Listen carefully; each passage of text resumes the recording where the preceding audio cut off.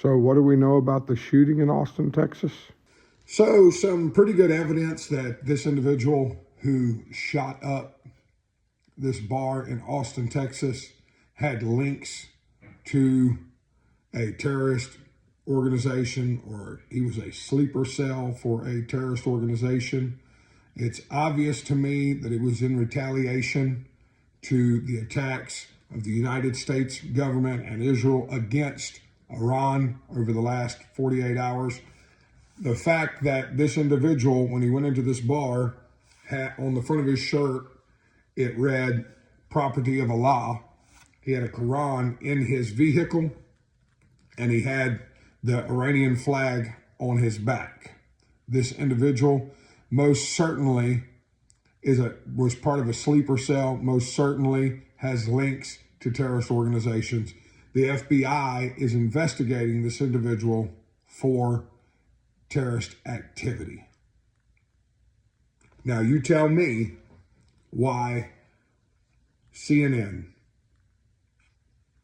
MSNBC, even Fox News, among others, didn't immediately get this information out last night about this individual's links to these organizations, or rather terrorist groups. And I could give you the answer. They're cowards. They're cowards. They don't want to speak out. They don't want to be perceived as right-leaning. They don't want to be perceived as being against the Muslim faith. I think what Donald Trump is suggesting, to no longer allow people from Muslim countries to enter the United States of America, is a very good thing.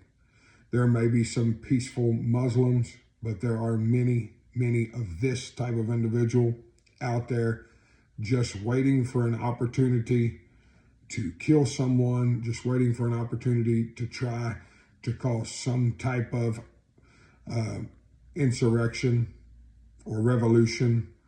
And these sleeper cells are all over the United States of America.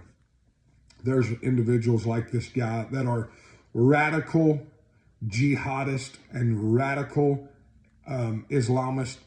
These individuals are just waiting for their opportunity to kill you or to kill me.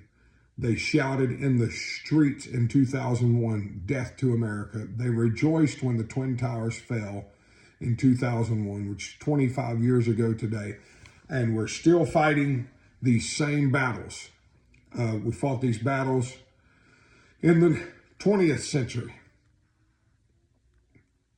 Saddam Hussein and Osama bin Laden, these were people of interest in the 80s.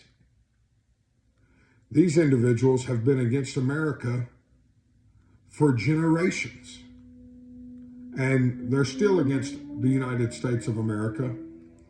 I'm getting quite tired of hearing people talk about Israel and Hamas and how there's an ethnic cleansing going on over there in the Gaza Strip.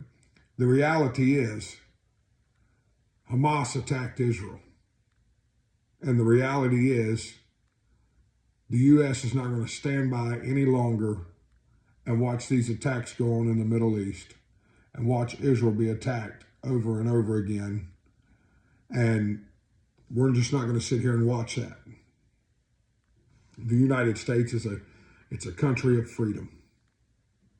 And we fight for what we believe in. And this individual found out, and he did take a few people out with him, but he found out you start trouble in the United States, you're going to end with trouble. And this message needs to be shouted loud and clear for all the people in the back. If you start trouble in the United States, you're going to end up with more trouble than you bargained for. All this for freedom, guys. Let's continue to fight for the truth, fight for what is right. Obviously, they're against us. There are many, many, many against us. We have people, individuals within our United States government who are very sympathetic to these jihadists and these regimes, right up to the mayor of New York, right up to one of our representatives from Minnesota, Ilhan Omar. I don't know if you've ever seen the pictures of her in Somalia with training with Somalian jihadists. This woman is wicked. She's evil. And she sits as a state representative in the U.S. government. These are sleeper cells among us. Listen, like, share, and subscribe, and pray. Pray, pray, pray.